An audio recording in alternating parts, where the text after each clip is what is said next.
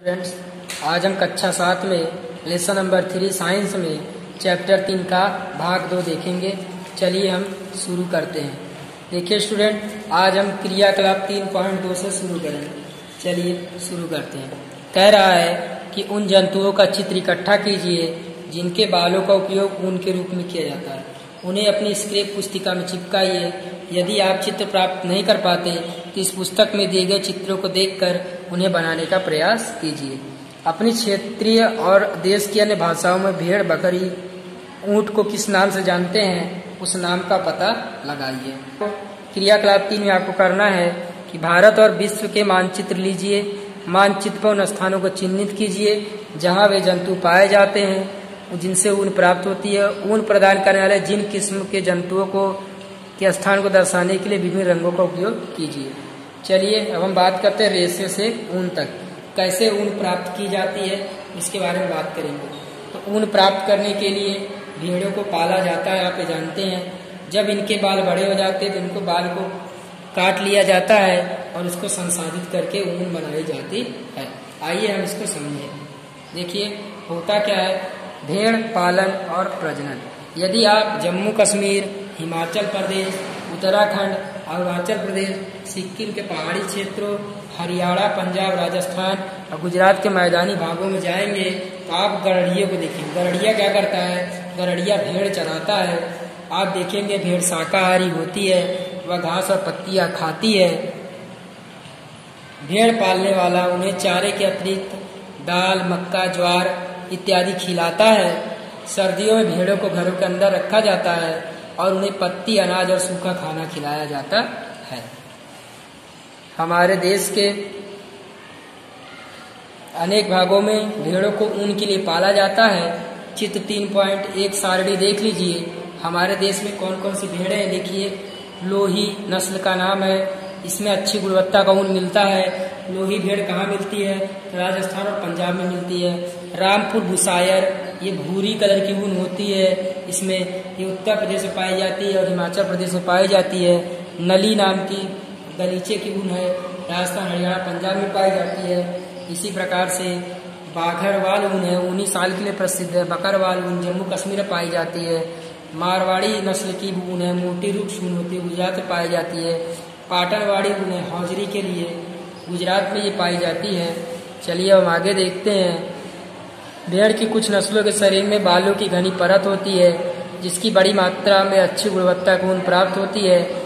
जैसा कि पहले बताया गया है कि इन भेड़ों को वर्णात्मक प्रजनन द्वारा उत्पन्न किया जाता है, जिनमें से एक जनक किसी अच्छी नस्ल की भेड़ होती है। एक अच्छी नस्ल की भेड़ को खराब नस्ल की भेड़ से संकलित कराया जाता है कि जो भेड़ का जो बालक पैदा होता है, नया भेड़ का बच्चा पैदा होता है, वो अच्छी नस्ल का ऊन देता है। चलिए हम ऊन को संसाधित करने की बात करते हैं। कैसे हम ऊन को संसाधित करेंगे। सबसे पहले स्वेटर बुनने अथवा शाल बुनने के लिए उपयोग में ली जाने वाली ऊन एक लंबी प्रक्रिया द्वारा प्राप्त की जाती है। पहले क्या करते हैं, सबसे पहला काम क्या करते हैं, भेड़ की बालों की परत शरीर से उतार ली जाती है, जिसे हम ऊन की कटाई कहते हैं। भेड़ के बाल उतारने के लिए उसी मशीन का उपयोग किया जाता है जिससे नाई प्रयोग किया। सामान्यतः बालों को गर्मी के मौसम में काटा जाता है ताकि अगर भेड़ का बाल निकाल लिया जाए तो भेड़ जीवित रह सके, मरे नहीं। क्योंकि गर्मी में बाल वैसे भी अधिकतर लोग अपना बाल निकलवा देते हैं गर्मी, वैसे भेड़ों का बाल भी गर्मी में निकाल दिया जाता है। चलिए अब जो बाल है उसको निकाल लिया गया, उसको संसाधित करके ऊन का धागा बनाया जाता है। बाल निकालने जैसे आपका बाल नाई काटता था, आपको कोई दर्द होता है नहीं ना, उसी प्रकार से भेड़ को भी कोई दर्द नहीं होता है। क्योंकि जो त्वचा की ऊपरी परत होती है मृत कोशिकाओं की बनी होती है, इसलिए भेड़ों का और हमारे बाल काटने में कोई दर्द नहीं होता है। और इसके अलावा बाल क्या होते हैं, फिर से उग जाते हैं।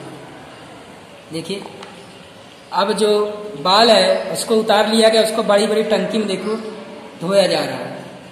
धोने से क्या होता है, धोने से फायदा होगा कि धोने से उससे चिकनाई, धूल ये सब निकल जाते हैं। और या दूसरा प्रक्रम इसे क्या कहते हैं, अभिमार्जन कहते हैं। ठीक है, आजकल अभिमार्जन मशीनों के द्वारा किया जाता है। अभिमार्जन के बाद छटाई की जाती है, जिसमें रोएदार बालों को कारखाने भेज दिया जाता है, जहां पर अलग अलग गठन वाले बालों को अलग अलग कर लिया जाता है। अगले चरण में बालों को सुखाया जाता है, परंतु इसमें से पहले बालों में से छोटे छोटे कोमल फूलों वाले रेशों को छांट लिया जाता है, जो बर कहलाते हैं। ये वही बर होते हैं जो आपके स्वेटर पे इकट्ठे होते हैं। आप देखते हैं ना स्वेटर पे दिखाई देता है रोमा, वो वही होता है। पांचवा, रेशों को विभिन्न रंग में रंगा जाता है, क्योंकि भेड़ बकरी समानता ऊन काली और भूरी या सफेद होती है। इसके अलावा अलग अलग रंगों में रंग कर भेड़ अलग अलग स्वेटर प्राप्त किया जाता है। अंतिम चरण में रीलिंग कहते हैं। और रेशे को सीधा करके उन्हें सुलझाया जाता है, फिर उन्हें लपेट कर क्या करते हैं, धागा बनाते हैं, और फिर इसको काट कर स्वेटर और ऊन के रूप में तैयार किया जाता है। तो इन प्रक्रमों से रेशे से ऊन बनता है और ऊन से स्वेटर बनता है। चलिए देखते हैं क्या क्या प्रक्रम है। देखो, रेशों से ऊन प्रवृत्त कर देखिए। पहले क्या करते हैं, ऊन की कटाई करते हैं, फिर ऊन को साफ करते हैं, फिर उसमें से ऊन उसको छांट लेते हैं ऊन को, फिर उसमें छोटे छोटे टुकड़ों को काट लिया जाता है, फिर उसको रंग देते हैं, फिर उसको क्या करते हैं, रोल बना देते हैं, और उससे क्या होता है, फिर अंत में ऊन प्राप्त होता है। देखिए आप यहाँ पर चित्र में दिया क्या है, पहले ऊन को क्या कर रहा है, छांट रहा है, निकाल रहा है, फिर ऊन को शुद्ध कर रहा है, फिर देखिए मशीनों से ऊन को अलग कर रहा है, फिर अंत में ऊन का क्या कर रहा है, धागा बनाया जा रहा है। तो इस प्रकार से ऊन से रेशा बनाया जाता है। ये स्टूडेंट आज के लिए इतना ही, कल हम रेशम के बारे में पढ़ेंगे। Thank you very